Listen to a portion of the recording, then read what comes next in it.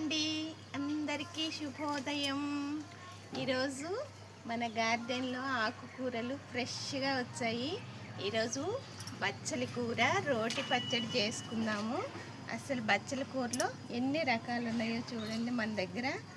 అసలు ఒక్కొక్క బచ్చలి ఆకు, ఇది ఎర్ర బచ్చలి అండి.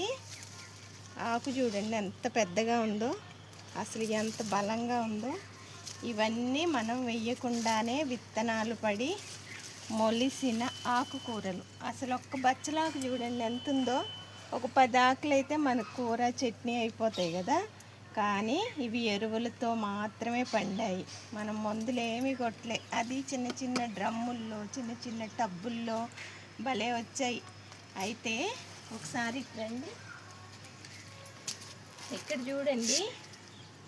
ఇది వచ్చేసి గ్రీన్ బచ్చలి, ఇది కూడా తీగ బచ్చలి.